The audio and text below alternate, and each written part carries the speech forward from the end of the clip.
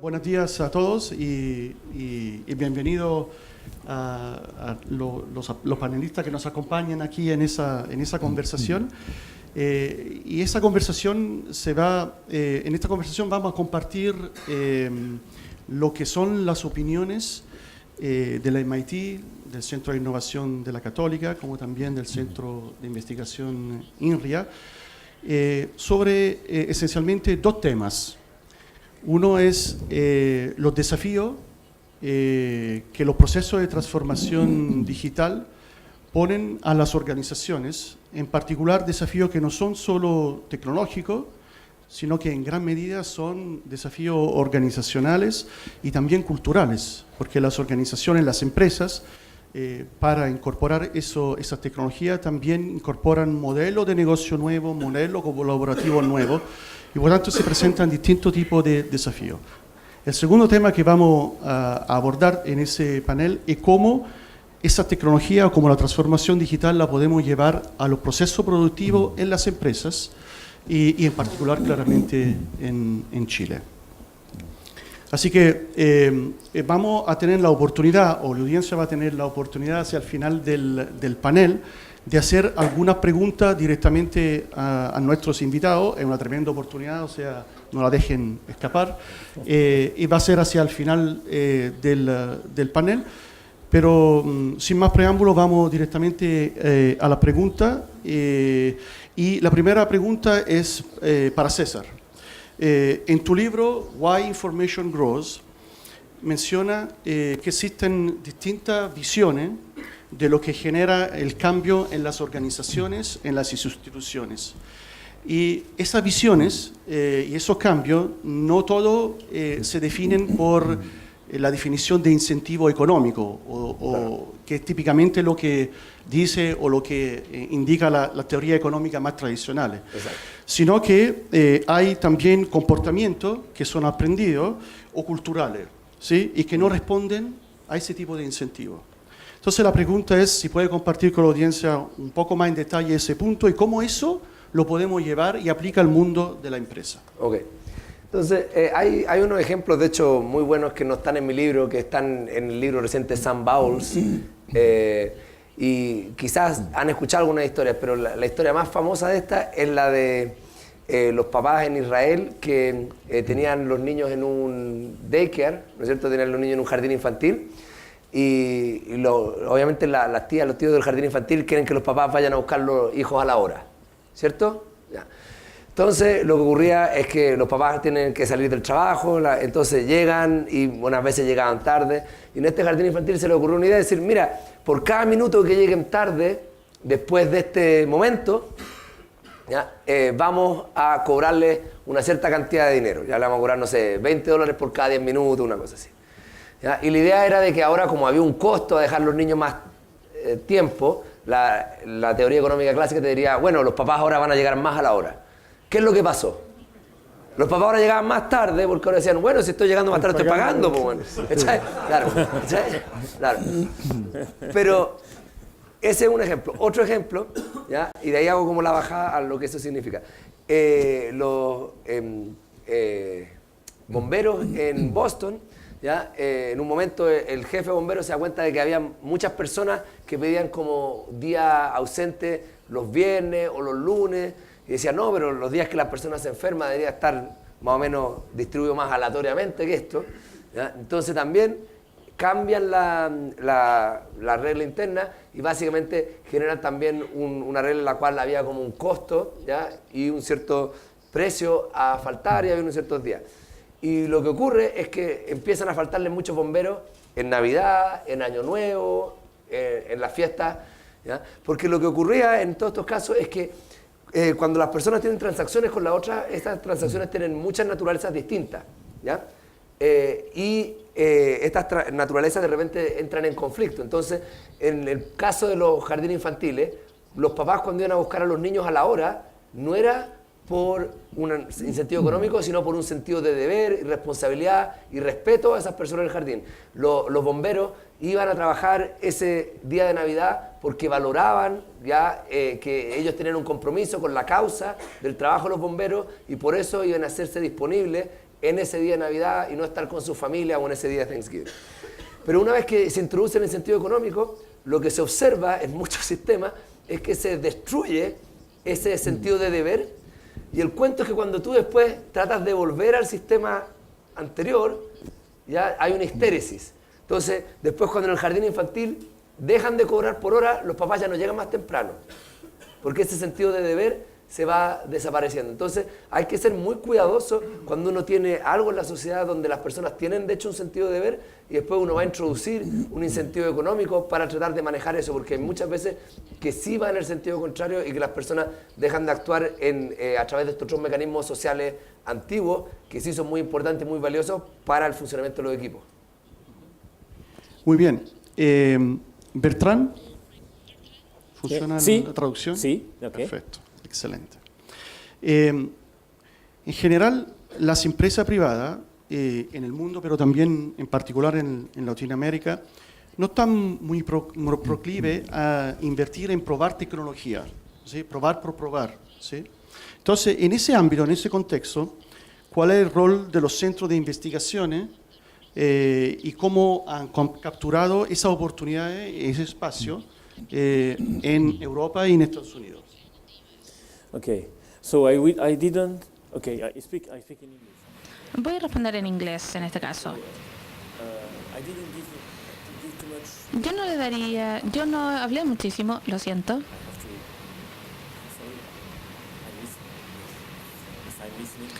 Porque me estoy escuchando en español al mismo tiempo, lo siento.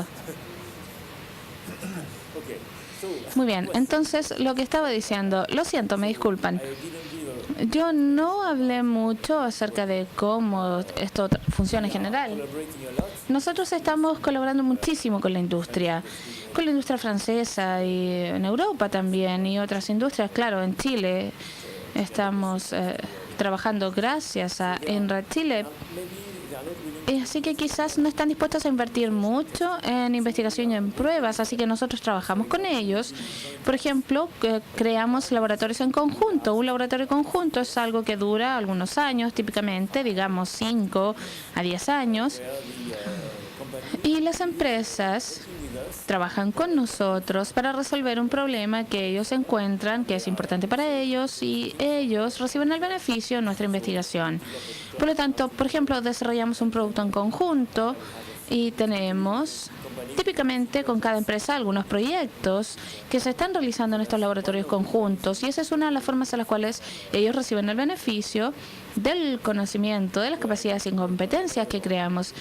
También de otras formas, por ejemplo en Europa existe un gran programa H2020 que es el programa europeo de la Comisión Europea para investigación e innovación y es un programa enorme, 20.000 millones de euros que tienen de financiamiento y hay muchas formas en las cuales las empresas pueden colaborar con investigación. Tenemos algo que se llama las asociaciones público-privadas, en las cuales las empresas dan el financiamiento y las entidades de investigación están realizando el trabajo básico. Y también tenemos lo que llamamos KIC Communities o las comunidades de innovación y conocimiento, en las cuales tenemos programas conjuntos con muchos grupos de industrias e institutos de investigación. Así que tenemos muchas formas de colaborar con la industria. Lo que también podría mencionar son las startups, porque una buena forma de transferir la tecnología es a través de las startups. Por ejemplo, hace 3 años se celebraron los 30 años de la creación de las startups, así que hemos creado, no sé, 120 startups de tecnología, de inteligencia artificial y ellos han transferido la inteligencia artificial, ese conocimiento a otras empresas de mayor tamaño. ¿En Chile de ese tipo de apoyo a la startup? Sorry, that was good. Can you in English? ¿Podría repetir la pregunta? Here in Chile about this support that you given to startup companies? In Chile, it started, for example, Bueno, en Chile estamos comenzando, por ejemplo, en Red Chile ha habido un trabajo realizado sobre el voto electrónico, hemos hecho un trabajo básico y ahora está funcionando, no puedo decirle las cifras todavía, pero yo diría que ha sido bastante exitoso. Y en INRIA Chile, con la tecnología que hemos desarrollado también podría llegar a lograr el mismo proceso. pero es una organización reciente que solo tiene 5 años. Este año, de hecho, vamos a celebrar... Alfonso, llevando un poco esta misma pregunta a la realidad de Chile, y lo que nos gustaría que nos compartiera con la audiencia es qué tipo de iniciativa el Centro de Innovación de la Universidad Católica está desarrollando para impulsar la innovación en el tejido empresarial en Chile. Ok, bueno, soy el único que no había estado aquí antes, así es que muy buenos días a todos y gracias, un gusto estar aquí con ustedes. Esta es una pregunta que a menudo me toca responder, y en más de alguna ocasión el tiempo que tengo para responderla es tipo 1 hora, 1 hora y media, que no es el caso acá. Entonces, vayan tomando café. Necesariamente voy a tener que hacer una simplificación y más bien una abstracción. Y la respuesta me lleva a retomar algunas palabras que ya se han dicho acá. Nosotros decimos internamente en nuestro equipo que nos preocupa desde dónde operamos para realizar nuestra tarea y decimos que lo hacemos con una esperanza radical y vamos por un cambio cultural. La esperanza radical tiene que ver con el que este es un país que podrá tener muchos problemas, pero produce Césares Hidalgo, entre otras cosas. Creemos que hay suficientes ganas, suficiente cariño por los unos por los otros, pese a las desconfianzas, pese a un montón de realidades sociales, como para generar condiciones que permitan que el nuestro sea un país más creador, más solidario, más innovador en último término. Y es un cambio cultural porque necesitamos que la universidad, que ha buscado ser de excelencia, nuestra universidad lo ha conseguido recientemente, número 1 en América Latina, en fin, pero ya lo que es una universidad es algo que necesitamos revisar. Seguimos, por supuesto, muy interesados en estar en la comunidad científica internacional, en publicar en papers del mejor nivel. Obvio que eso no lo vamos a abandonar, pero ya no basta con eso. También necesitamos que una porción de nuestra universidad haga un puente con la sociedad y sea capaz de responder a desafíos de innovación que existen allá afuera, y necesitamos cambiar un poco la cultura interna. De la misma manera, las universidades son entidades influyentes. Necesitamos ver cómo influir en que aquello que pase al interior de las empresas, en sus gobiernos corporativos, en la base de la pirámide, también obedezca a que no es business as usual. Tenemos que hacer algunas cosas nuevas para dar el salto que pretendemos dar en la sociedad. Universidad, empresa, y todavía nos falta algo súper importante, el puente, la relación entre ambas. Todo lo que estamos intentando hacer es generar condiciones para que estos cambios que buscamos producir, además, vayan acompañados de una distinta manera de operar. Por eso, y con esto termino, tenemos un modelo operativo. El rector me dejó súper claro cuando empezamos a imaginar no sé si he tenido oportunidad de conocer un magnífico edificio de 11 pisos donde pasan muchas cosas en su interior, me dejó súper claro que las lucas nuestras no iban a venir de las matrículas de los alumnos. Y en nuestros modelos de negocio lo que tenemos es un verdadero club. Tenemos 110 empresas que son socios de distintas categorías y con quienes establecemos conversaciones de muy diverso tipo, actividades de muy diverso tipo. Estamos a través de esas conversaciones empeñados en generar estos cambios que tú me decías, y llego hasta aquí, podría hablarte mucho más de lo específico, pero quiero aprovechar de decir a todos quienes están acá, y esto no es una formalidad, si se meten a Centro de Innovación UC Anacleto Angelini, hacerles desde ya una invitación a que lo que nos alcance a responder concretamente y que pueda ser de interés de cada uno de ustedes, por favor contáctenme, porque ustedes son exactamente el tipo de público con quienes nos interesa desarrollar relaciones. Muchas gracias. César, en tu trabajo, y lo has mostrado en tu presentación, hace realmente uso de datos que provienen de distintas fuentes, independientemente de que la fuente a veces no es lo más relevante para el usuario final, pero sí realmente cruzas datos que vienen de fuentes de la economía, del comercio, de la biología, de la sociología. Y eso, bueno, escuchando la presentación, me puse más de una vez en lugar del gerente comercial o el gerente de marketing de un retailer y la cantidad de información que se podría realmente extraer y además presentar, cruzando datos respecto no solo a los hábitos de compra, sino a los datos socioeconómicos, demográficos, de los clientes que generalmente ingresan, por ejemplo, en una cadena de retail. Sin embargo, eso no es tan fácil encontrarlo en las empresas. Claramente hay iniciativa, pero no es muy común. Entonces, aprovechamos esa oportunidad para preguntarte qué dirías tú a los ejecutivos de la empresa que nos acompañan hoy de cómo ese enfoque puede beneficiar su empresa en mejorar su performance, el desarrollo y ingresar en nuevos negocios. Ok. Entonces, gracias por la pregunta. Y la quiero contestar retomando algunas de las cosas también que hablaba Alfredo, repensando el rol de la universidad, la relación de la universidad con las empresas. Porque creo que un poco esta parte del cambio cultural que Alfonso también comentaba, es algo que viene dado en parte por nuestra idea de lo que es valor y de qué es lo que consideramos valioso en una relación entre una empresa y una universidad. Y acá un poco contarte como el chisme de cómo también allá funciona el Media Lab. Somos un consorcio, hay 90 empresas del sector privado que participan, ¿no es cierto? Y que básicamente ponen dinero para participar de este consorcio, pero no nos pueden decir qué hacer. Es Undirected Research Funding, ¿ya? Entonces, ¿cómo estas empresas extraen valor y por qué se quedan 30 años? ¿Cachai? Tiene que haber algo que básicamente ellos consideren que es valor. ¿Y por qué no hemos sido nunca capaces de atraer una empresa chilena? ¿Ya? Y es una pregunta que nosotros nos hacemos también con la gente de development, porque hay varias empresas chilenas que han tocado la puerta y tienen un par de reuniones, un par de calls en Skype y después se desaparecen.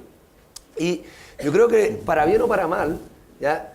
La razón por la que Chile no es un país pobre, ¿no es cierto?, es el cobre, y eso lo sabemos todos, ¿ya? Pero eso también lo que nos quiere decir que para bien o para mal Chile no puede competir en precios ya más, ¿ya? Porque el nivel de ingreso es lo suficientemente alto que tenemos que empezar a competir en calidad y eso. Pero durante los últimos 20, 30 años hemos estado jugando este juego de catch-up, ¿ya?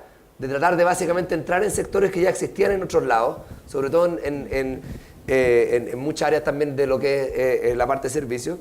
Y en ese contexto somos unos importadores netos de tecnología y que básicamente queremos, oye, esta tecnología que está aprobada, lo que genera valor acá es básicamente traerla a Chile. Porque el hecho de que no exista Chile es una oportunidad de arbitraje, ¿ya? Que existe para las personas que sí tienen las redes dentro de Chile, ¿ya?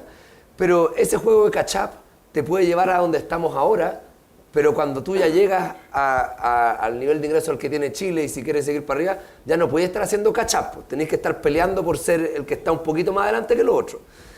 Y lo que es el valor es distinto, porque el valor en el juego de catch-up es como, ok, ustedes tienen este laboratorio de investigación y dicen, oye, qué bonito, entonces, y tú nos podrías hacer esto, y nos podrías hacer esto otro, y podríamos usar esto para eso. Y es como que estuvieran yendo a un supermercado a comprar algo, porque creen que están como comprando tecnología. Pero las empresas que son miembros del Media Lab saben que no pueden llegar así y no llegan así porque ese no es el valor. El valor que ellos obtienen es bastante distinto.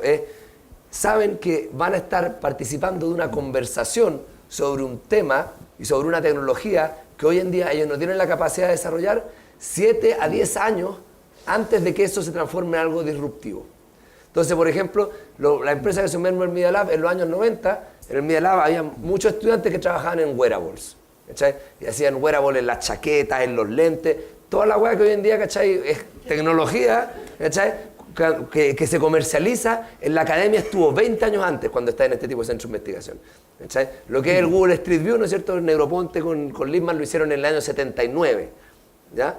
¿Cachai? Lo que son muchas de las tecnologías que hoy en día vemos empiezan a pasar. Yo cuando empecé a hacer visualización de datos, integrar datos en el año 2010, también miraban así, pero si esto para allá no va, estos son puros monitos y eso. Y hoy en día, claro, todas estas empresas que en ese momento no cachaban que realmente sí, vaya a tener los datos, pero la manera de analizarlos no va a ser como un algoritmo matemático que te da como un número mágico, sino que eventualmente es tener herramientas que te ayuden a explorarlo y tener una idea de diseño de cómo explorarlo. Y hoy en día ven ese valor y hoy en día ya entran en un proyecto más aplicado en un momento que la tecnología está más desarrollada. pero el valor que ellos ven realmente es esto de estar metido en una conversación donde 7 a 10 años antes van a saber de temas que eventualmente van a afectar su empresa. Y saben que eso eventualmente tiene un enorme valor, porque haber estado pensando 7 años en un tema en vez de 2, ¿ya? Obviamente te da la oportunidad de haber empezado a encontrarle todos los hoyos a las lógicas, ver que el hype y el contra-hype y pasar por todos estos ciclos, ¿ya? Que son importantes. Entonces yo creo que el cambio cultural un poco va por ahí, entender que sí, cuando uno va a una empresa, por ejemplo, si la gente acá fuera a Data Wheel, yo digo, sí, yo tengo un equipo de desarrolladores profesionales, estos son los tipos de productos que hacemos y nosotros en 8 meses te lo tenemos listo, ¿cachai? Pero cuando vayas al laboratorio, cuando vayas a trabajar con una universidad, es distinto. Lo que básicamente estás comprando es un mercado de lo que no existe, ¿cachai? Y ni siquiera de lo que no existe y se puede construir ahora, sino de lo que no existe, pero va a existir en 5, 10 años más, de repente 20 años más. Y el estar metido en esa conversación te va a asegurar de que si tú estabas metido en esa conversación y tu competidor no estaba, ¿ya? Va básicamente a tener 5 años más de inteligencia en ese tema, y eso es súper valioso porque te va a influenciar todas tus decisiones estratégicas dentro de la empresa. Entonces, un poco yo creo que esa sería mi respuesta conectando a lo que decía Alfredo de cómo se genera... Alfonso. Alfonso me da con la Alfonso, disculpa. Entra un hermano. Sí. Bueno, meter claro, cuchara, sí, agregar algo. Mira, César pone el dedo en la llaga en algo que es tremendamente importante, distintas maneras de ser, distintos lenguajes, ¿ya? Si hay algo donde un centro de innovación necesita actuar, es ahí, a tratar de cambiar esa realidad. Una de las cosas que estamos haciendo, por ejemplo, es crear capacidades al interior de la universidad para tener lo que se llama esta Demand-Driven Innovation, una innovación basada en necesidad que alguien se acerca y te expone y no simplemente lo que se descubrió en un laboratorio y que tú tratas de vender porque partes de la base que alguien se debería interesar. Pero cuando buscamos sentar las bases así para decir, ya, pero ¿dónde está el verdadero valor que vamos a agregar por sobre las facultades? Porque la universidad tiene facultades muy buenas que están haciendo innovación. ¿Qué hace un centro? Ahí, junto con algunas cosas obvias como ser los promotores de alguna de las tendencias globales, ayudar a entender qué está pasando en el mundo digital, realmente estamos muy interesados en un fenómeno que es asociatividad. En Chile somos particularmente malos para asociarnos y muchos de estos temas y casi la totalidad de la lógica de esta innovación abierta tiene que ver con que los desafíos que tenemos que enfrentar escasamente los podemos hacer solos, para qué decir, en un país del tamaño del nuestro, ubicado geográficamente respecto de centros donde nosotros estamos. Entonces, una cosa fundamental que buscamos impulsar, y de nuevo aquí, todas estas cosas van con invitación para ustedes, es a buscar asociatividades. Hay de los más diversos tipos. Tenemos una muy interesante, que es la asociatividad para la innovación en madera, donde un grupo de competidores allá afuera está juntos para tratar de que la madera sea un material más confiable para construir y por lo tanto hay investigaciones sobre cómo retardar el potencial peligro del fuego en la madera, pero también para tratar de cambiar la norma constructiva que permita que en Chile construyamos en más de 2 pisos en madera, cosa que no es posible hasta hoy día. Eso es muy difícil que lo haga un actor por importante que sea. Porque entre otras cosas, si lo hace, una vez que consigue su logro, si es que le va bien, que no es tan sencillo, los otros se van gratis en esto. Entonces, muy buenas razones para que se junten y hagan el esfuerzo en conjunto. Pero uno podría pensar en asociatividad con proveedores, podría pensar en un montón de cosas. Y lo otro que buscamos fomentar es que la mayor parte de los temas complejos que necesitamos resolver, y pongan el ejemplo que ustedes quieran, Transantiago por nombrar uno, no se resuelven con un grupo de personas homogéneas que piensan desde la mirada de una sola disciplina. Buscamos y fomentamos el que haya un acceso interdisciplinario a la gestión de los distintos problemas. Bien. Ha mencionado varias veces la palabra, en tu primera intervención, de confianza. Del otro lado, el criterio clave en el desarrollo de innovación es la asociatividad. ese tema de la desconfianza en nuestro país es algo real y algo que es específico de Chile, ¿o...? Yo creo que hoy día el tema de la desconfianza en las instituciones está bastante generalizado. No somos para nada los únicos. Sin embargo, en cualquier ranking que tú te metas, hecho por organizaciones serias, el lugar donde figuramos en desconfianza, como nos lo quisiéramos para productividad, es realmente espectacular. Por esa razón también hemos buscado y somos un actor muy comprometido con una iniciativa que hemos llamado 3xI, y donde estamos convocando junto a la CPC, con Alfredo Moreno a la cabeza, a la ASECH, 28.000 emprendedores detrás de su presidenta, la Alejandra Mustakis, a una colectividad de organizaciones de apoyo social, las empresas B y nosotros, haciendo un llamado. Este 3xI viene de inspirarnos, incluirnos, innovarnos. Y por favor, pido que el no pase por alto, porque inspirarnos habla de una bidireccionalidad. Los que estamos en la universidad podemos ayudar a inspirar a las empresas, pero por Dios que tenemos que inspirarnos en lo que las empresas están haciendo, y eso en cualquier matching de entidades en la sociedad. Incluirnos es todavía más relevante. No se trata de un acto paternalista. Necesitamos tender puentes, pero también pedir que el otro nos vea a nosotros, a la misma altura de ojos, como alguien lo dijo.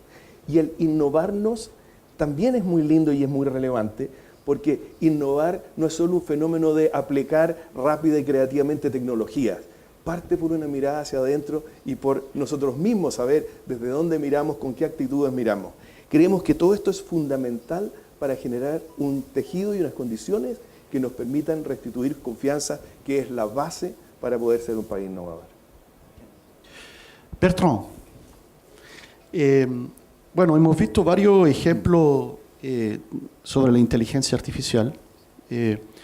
Ayer estaba leyendo un artículo, y te lo comenté antes, de un desafío que se va a llevar el 27 de octubre en Londres, en el Google Labs, donde de un lado van a haber 90 abogados y del otro lado un software desarrollado por un grupo de alumnos de la Universidad de Cambridge, que han desarrollado un software de inteligencia artificial que pueda reemplazar parte de la tarea de análisis y búsqueda de jurisprudencia que un grupo de 90 abogados pueden desarrollar. Esto va a ser el viernes, ¿sí?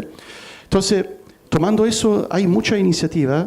Algunas de estas iniciativas son también visionarias, pero quería un poco aterrizarlo a la realidad de qué tipo de desarrollo en inteligencia artificial está desarrollando INRIA y qué tipo de aplicaciones concretas pueden tener en el mundo de las empresas. Okay, I would advise you as Me gustaría that you go online decirles que entren en la página web de INRIA en Francia and get the white book on AI. y tengan el documento, es de 80 páginas, es un documento, y de acá hemos tenido la lista de las tecnologías, hablamos de los retos de inteligencia artificial y los retos que se están desarrollando, y principalmente el libro está en lo más popular y después lo menos popular. Tenemos muchos equipos trabajando en este tipo de aplicaciones. Tenemos la mitad del equipo de informática trabajando en esto. Que están trabajando en temas de audio y de aplicaciones de aprendizaje de máquinas para procesamiento de datos. Y también tenemos muchas personas trabajando acerca de tecnologías de ITC para poner estructuras en la web como un todo. Tenemos el equipo de robótica, tenemos las personas dedicadas a los vehículos automáticos, tenemos el equipo dedicado a los lenguajes naturales, tenemos el equipo dedicado a la optimización de sistemas naturales. Tenemos, yo diría, 200 equipos de investigación y 40 de ellos están trabajando en inteligencia artificial. Y las aplicaciones, por supuesto, son interesantes, pero en este momento somos una investigación una entidad de investigación. Ellos son funcionarios públicos, no quieren ganar mucho dinero, por eso están en el sector público, si no serían a la industria. Ellos quieren ser investigadores por toda su vida, así que algunos de ellos están motivados por crear aplicaciones, no todos, por supuesto, esto es admitible porque se les paga para hacer buena investigación. Entonces nosotros también tenemos algunos mecanismos para que las industrias se beneficien de esto. Yo no lo mencioné todavía, que tenemos algo que se llama INRIA Tech, que es un intermediario, una estructura intermedia entre la entidad de investigación que hace los algoritmos, etcétera, y las empresas. Y tomamos un algoritmo o una tecnología desarrollada por el equipo de investigación, después tenemos los ingenieros que la recrean o la ajustan para que pueda ser usada por la industria, como por ejemplo la hacen más específica y crean la aplicación, así que es así generalmente como funciona. Y ahora en términos de cuáles son las aplicaciones principales en la industria, en Francia al menos, lo que yo puedo comentar, se interesa muchísimo en optimizar y mantenimiento predictivo para sistemas complejos. De datos que obtenemos de sistemas complejos, obtenemos información acerca de la salud del sistema y podemos hacer predicciones acerca de qué es lo que va a fallar y hacer algunas acciones preventivas. Hay muchas empresas también interesadas en la gestión de relación con los clientes para mejorar la discusión con los clientes en línea, por ejemplo, desarrollando chatbots o robots que están chateando cuando usted quiere comprar algo, por ejemplo. Obviamente yo ya mencioné esto algunas veces, los vehículos autónomos son muy importantes y hay otros factores, y en Francia los grandes fabricantes vienen a nosotros para trabajar en esto. Esos son solo algunos ejemplos. Podríamos seguir todo el día en estas conversaciones, como dijo Alfonso, el tiempo es limitado, así que como le comenté al principio, quiero darle la oportunidad de hacer algunas preguntas desde la audiencia, y eso es el momento para realizar sus preguntas directamente a nuestros invitados. Ahí hay una... Sí. Ahí el caballero ahí tiene una pregunta. Hola, gracias por la oportunidad. Quería preguntarle a César, que ha estado hablando que todas estas interconexiones de industrias, de geografías, produce aprendizaje. Sí. ¿Cuál es el riesgo y si se evalúa eso, que existe de desaprender por esas conexiones, ¿no? ¿Y en qué consistiría, cómo se mide, cuáles serían los factores de desaprendizaje, ¿no? Súper. Buena pregunta. ¿Tomamos varias preguntas y contestamos o vamos contestando de una? No, ok. Entonces, el desaprendizaje, de hecho, en parte tiene que ver con el corte de esas conexiones, ¿ya? Entonces, cuando una sociedad se fragmenta, se divide, ¿ya?, uno realmente reduce la capacidad de las redes de personas de acumular conocimiento, transmitir conocimiento, generar conocimiento, y eso hace que uno pueda retroceder. Ve el caso, por ejemplo, de Venezuela, que ha tenido socialmente un sistema de administración muy malo, que ha generado un quiebre dentro de la población, que está muy polarizada. La confianza que tenemos nosotros acá es mucho mejor, ¿ya?, que la que existe hoy en día en Venezuela. Entonces uno puede de hecho generar este tipo de retrocesos cuando uno tiene situaciones donde hay quiebres sociales. En Estados Unidos el quiebre social también que hay es muy fuerte, hay una polarización enorme entre grupos de personas que no se conocen, no se hablan, no saben qué es lo que piensan los otros y por qué piensan de esa manera, y eso también es algo que realmente es un gran riesgo. Por otro lado, quería aprovechar de compartir un par de números sobre los beneficios de ahora tener las conexiones, porque cuando Alfonso nos dice que realmente la sociabilidad es lo que importa, no es una cosa hippie, bonita, de las plantas, de las flores. No. Es una cosa que en verdad viene de los datos, ¿cachai? De haber mirado esto y preguntárselo de una manera bien pragmática. Entonces, te doy dos números. Uno es de que en un paper que estamos trabajando con unos colegas en Utrecht, lo que estamos viendo es básicamente cómo la aglomeración de las industrias depende de qué tan intensivas son en conocimiento. Entonces lo que hacemos, estamos patentes de todas estas industrias distintas, ¿ya? Y hay industrias que son más intensivas en conocimiento, por ejemplo, la farmacéutica, biotech, súper intensiva en conocimiento. la industria de los muebles no son tan intensivas en conocimiento. Y si tú ves la concentración espacial de las patentes, mientras más intensiva en conocimiento de una actividad, mayor concentración espacial tiene. ¿Ya? Entonces, Biotech en Boston, si tú mides la concentración espacial usando el índice Gini, que también lo puedes usar para eso, ¿ya? Te da como un Gini casi de 0.5, 0.48.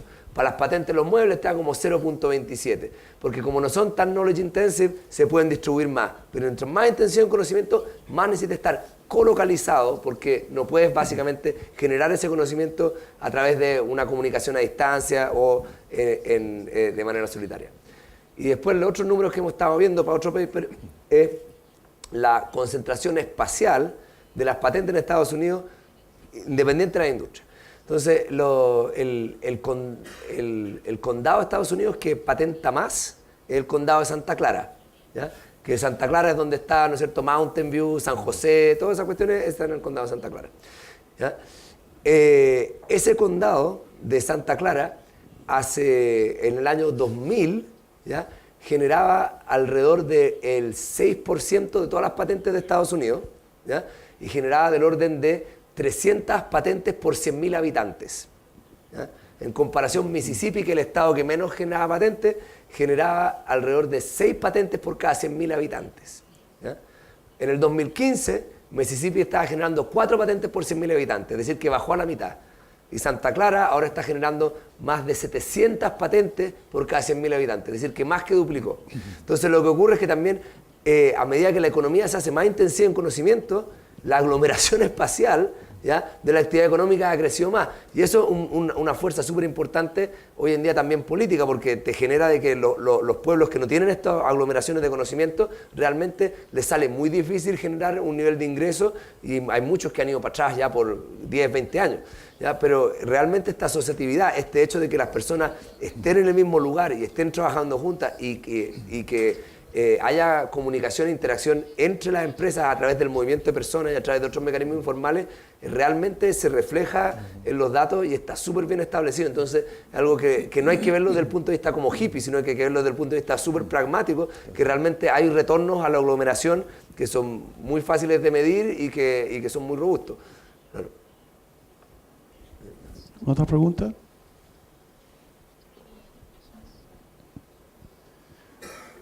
Buenos días. Yo soy un productor de vino.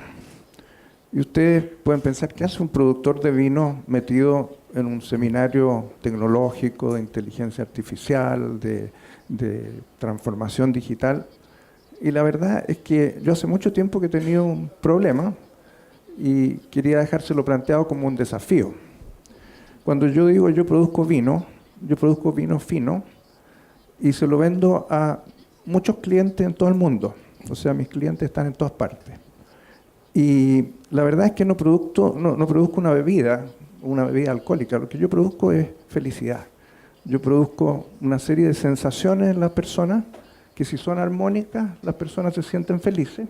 Se sienten felices, van y compran mi vino. El problema mío es que muchas de las indicaciones de qué comprar o no comprar en el mundo del vino vienen de los críticos de vino, de las personas que se han autodenominado gurúes, ¿no es cierto?, que le dicen a los demás qué es lo que tienen que comprar o no.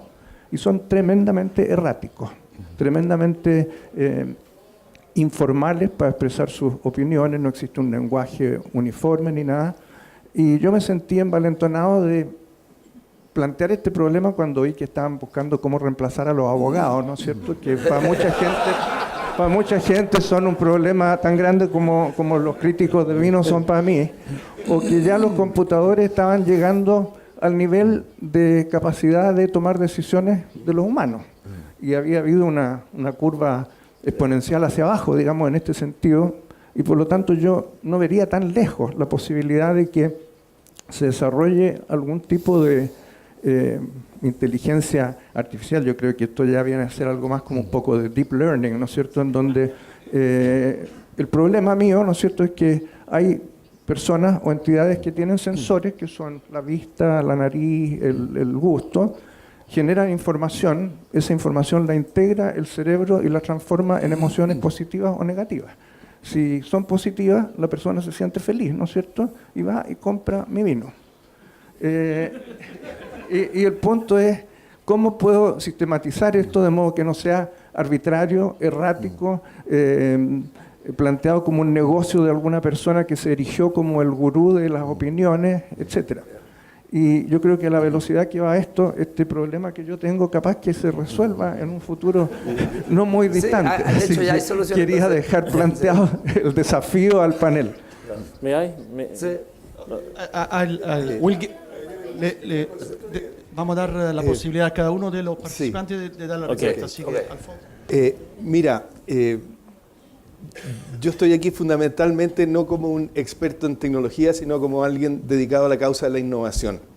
Y tu pregunta es muy interesante porque nos permite recordar que la tecnología y todo eso son instrumentos para un cierto algo. La innovación es acerca de crear valor.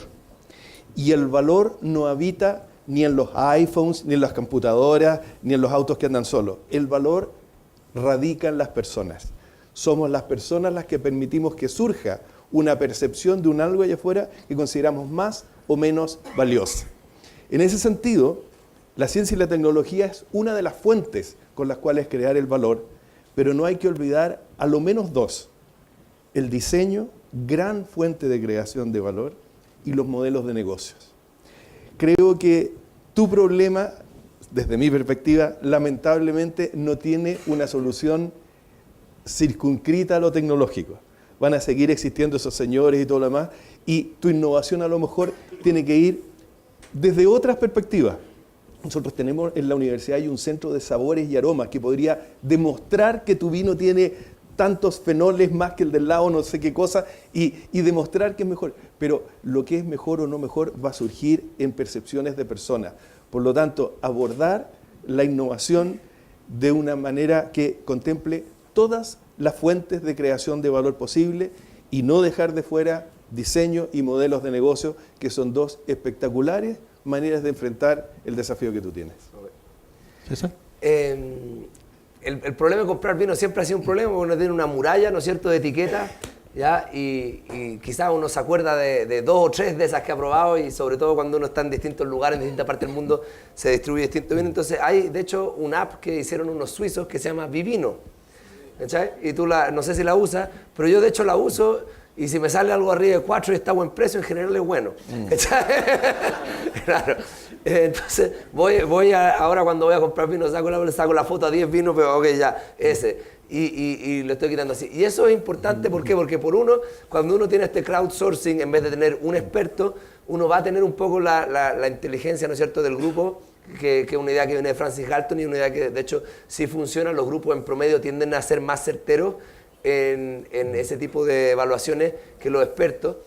Pero lo otro es que va a generar la data que se va a necesitar para hacer un algoritmo de inteligencia artificial, porque la inteligencia artificial no es como una cosa mágica que emerge sin data, ¿ya?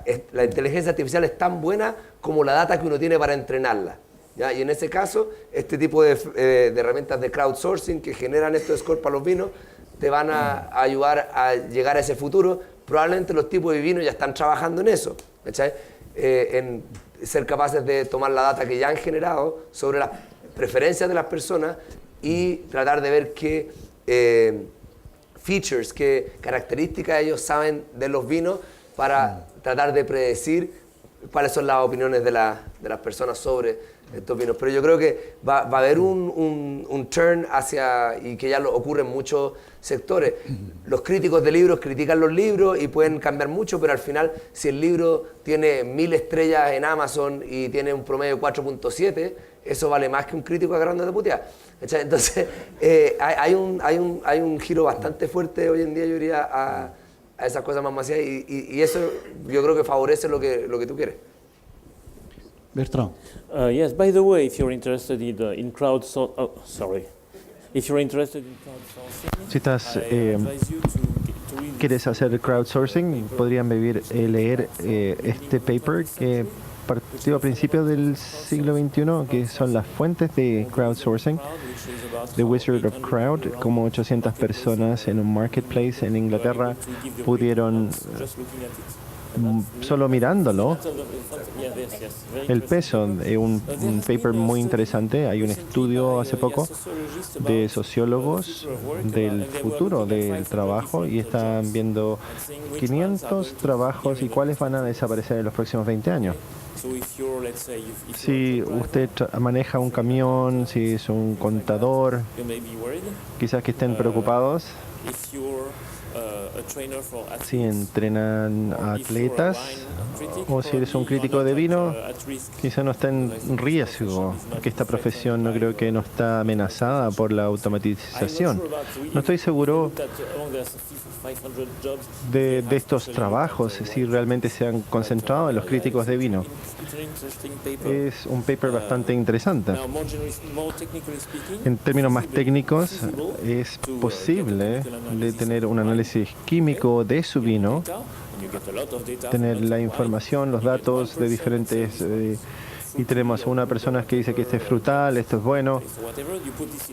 Se agrega en un sistema de deep learning y de alguna forma van a poder reproducir el juicio, si es consistente, y no estamos seguros, ese es el problema.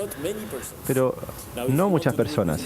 Si lo quieren hacer con muchas personas y tener esta variación, quizás que pueden obtener resultados.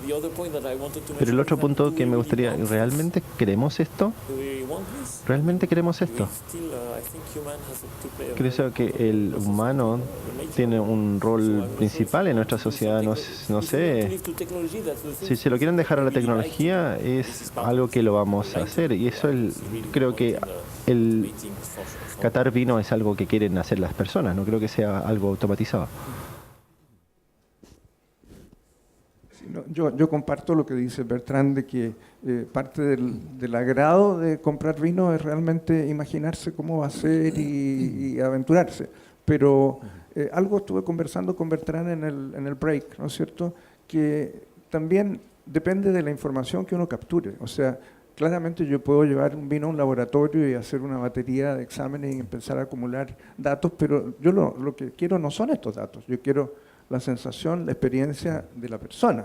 Y eso lo integra el cerebro y si la persona le gustan estas cosas, va a estar feliz.